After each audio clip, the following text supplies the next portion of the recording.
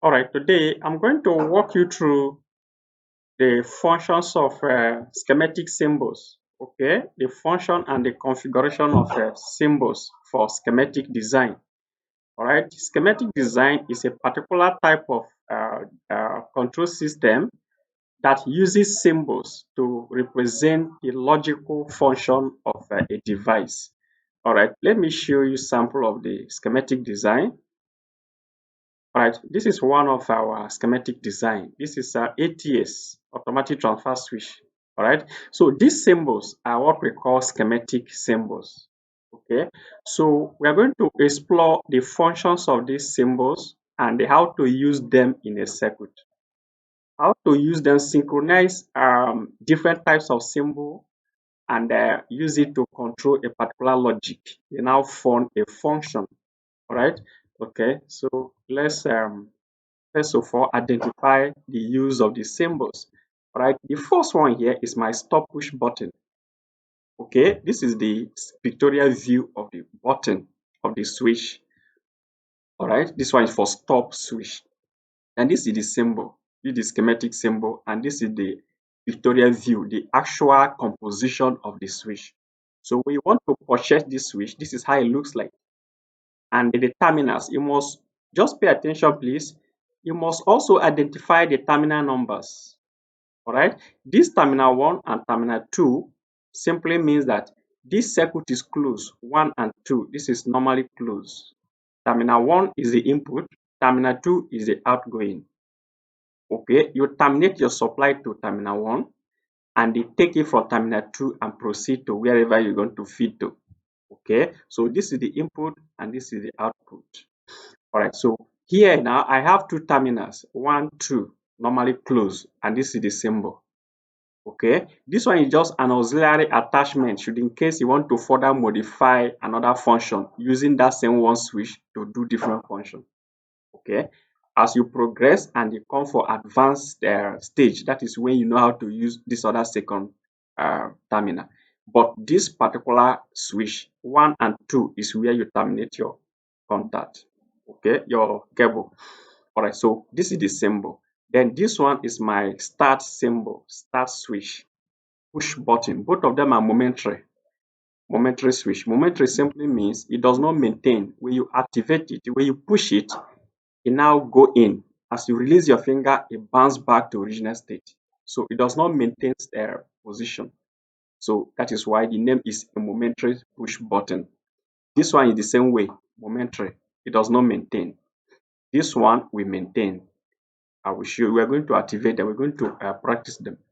All right. So let's see if we can simulate. You see the function. Now I push this button this way. Watch how this one go in. I push, it go in. I release my finger, it bounce out. So that is the function. This one, I push. Now watch. This one is normally closed. Once I activate by pushing my hand, it will open. Then this one is normally open. When activated, it will close. So this one is opposite position of this. Watch. Look at it here. Then watch this one. Look at it, this one. Okay, so what does this imply? It implies that if I want to feed a lamp, okay, can we just quickly do the practical? Okay, so just hold on. Let's look for a lamp.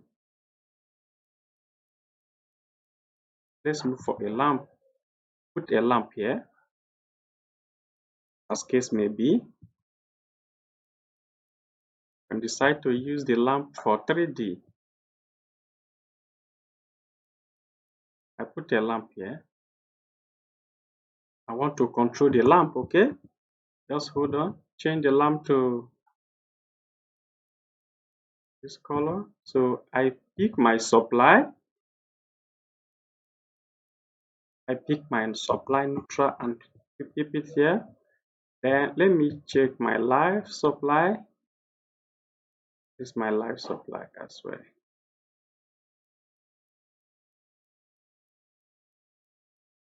All right. So what I'm going to do, I want to feed this lamp through this switch. So I feed this one. I use this switch to feed it this way. Then I send my neutral to it as well. This is my supply to the switch, from switch to the lamp, then neutral to the lamp. So let's activate this. Just watch what will happen now. Look at it, the lamp is on without even activating it. That is to show you that here is closed already. So whatever input that is terminated here, we go to the lamp direct. So the only thing you have to do is to press it to off. Then release your hand, on again, off, on. All right. Okay. So, but in a practical base, it's not ideal doing this.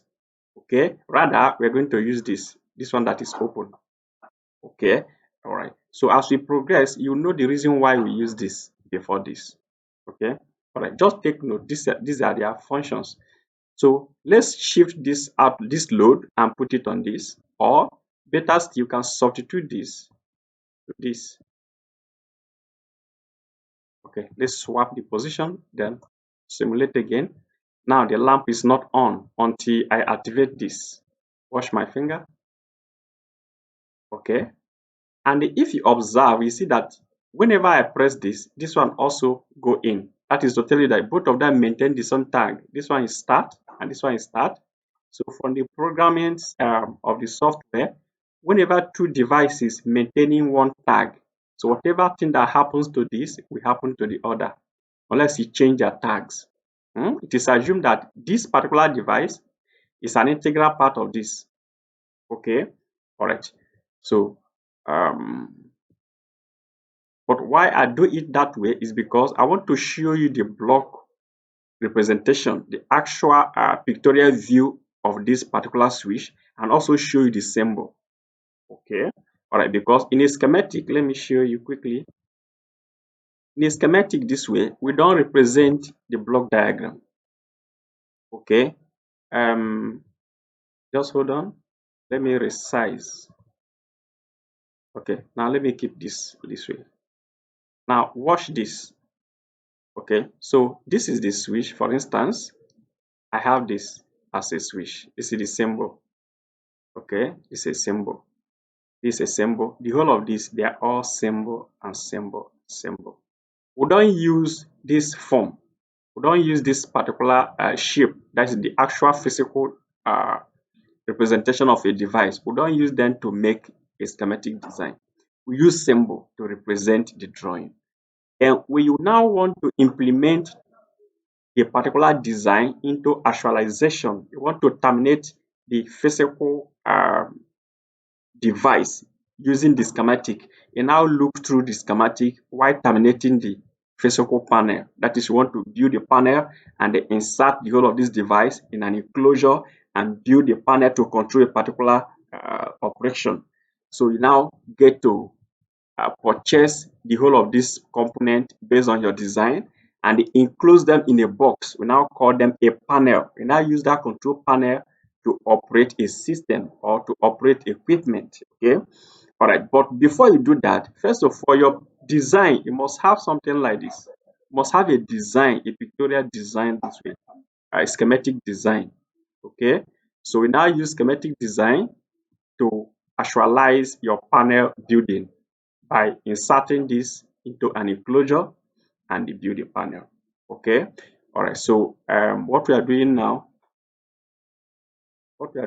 is we're going to do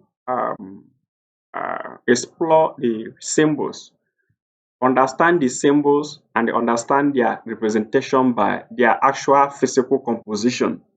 Because whenever you see a symbol and you don't know how the switch looks like, purchasing that particular device becomes a problem to you.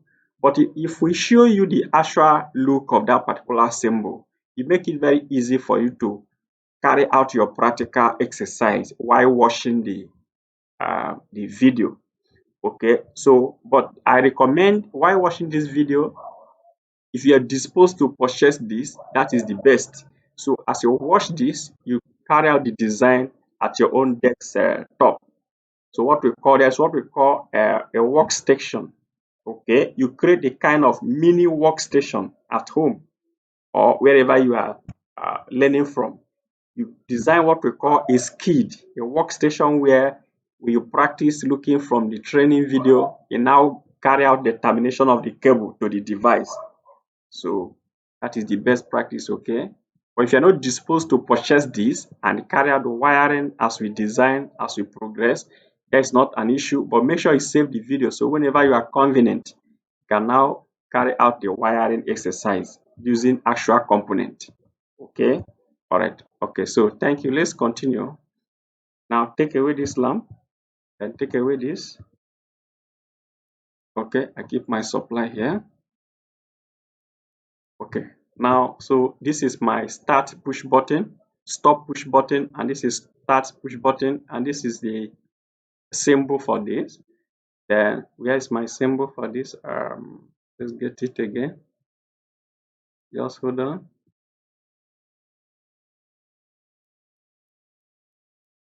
Okay, this is the symbol for my start push button. Okay, sorry, we swap the position before, so take this one down. Then bring this stop button back. Okay, take away this. All right, then this is for emergency push button. All right, the same way, this is the normally closed and this is normally open. If you use this particular terminal, all right, upon activating this, it will open. Then if you use this one, upon activating it, it will close. All right. All right. Now, this is another maintain switch. We'll talk about maintain switch. This one is maintain. Let me show you. If you activate it this way, as you activate it, it will turn and it remains that way. S1, let me turn this to S1 as well. Okay. All right, just watch. Let's simulate again. If I turn it this way, look at how this one close. Look at it is on. If I put it off, it comes to this off position and this one also off. Okay, so this is the symbol and this is the actual look of the switch. We also have this again. It's a cam switch or selector switch. If you also turn it this way, it will close. 3 and 4 will close. 1 and 2 will close. If you turn it again, both of them go off. Depending on your configuration, we have these different types. We have 3 turn, we have 2 turn. Okay. All right. So this is my MCB 2 pole. This is the symbol and this is the block representation. This is 3 pole and this is also 3 pole, the same MCB. Okay. Then this is my pilot lamp and this is the symbol. This is a contactor. Let's simulate contactor. This is a contactor. Now, just hold on. This contactor here is the symbol and this is the coil. When you activate this, when you send power to this coil, positive, negative, or live and neutral. A1 live, A2 neutral, or A1 positive, A2 negative, depending on the coil voltage. Whichever configuration that matches your design, we have different voltages for contactor. All right, so here is your power contact. This power contact, and this is control contact. I separated them. This particular block is composed using the whole of this integral part. What I mean is this. This is the contactor in block shape, the pictorial view of the contactor. Then this is the symbol. This symbol is also including this. This one and this one, they are embedded in one as contactor here. Okay. All right. So whatever thing that happens to this one will change state as well. As we energize this coil, this contact will change state. This normally close will open. This normally open will close. Okay. All right. So as we progress, we're going to carry out a lot of design using these symbols, and you see how they function. All right. This is just an introductory part of the symbol and how they looks like. All right. Okay. Now, this one is for control contact, and this one is for power contact. This one is the coil. This part and this part put together make up this form of block diagram. I repeat, this part, this is the power contact and the coil, and this control contact. Two of them merge together to form the whole of this unit. So inside this unit, we have this inside. Then we have this inside. As we use them to control circuit and logic, you appreciate the function more. Okay, just pay attention. Then this one is motor protection circuit breaker. Motor protection circuit breaker. It's like if it serve the functions of contactor, also protect motor for overload and for short circuit. All right. It also has embedded switch on and off. All right. Okay. So this is motor, induction motor. This particular motor is three-phase induction motor, and this is the symbol. All right. So now we are done with this particular segment. So the part two of it, you're going to use this to form a particular logic to control a system or to control equipment or to synchronize them together to form a particular task to use them to operate a particular design or system. Okay. All right. Thank you.